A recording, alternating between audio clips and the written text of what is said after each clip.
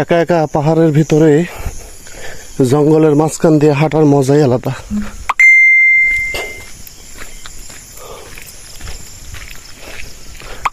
বাপরে বাপ,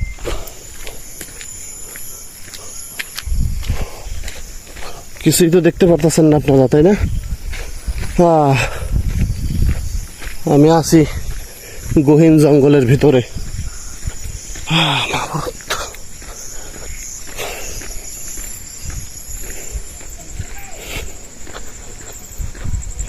খোদা, ভিডিও করে লাভ নাই, কিছু দেখা যায় না।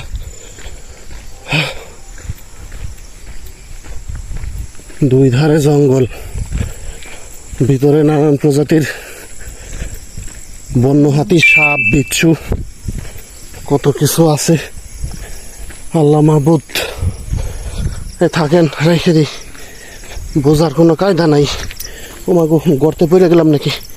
খোদা হাফেজ।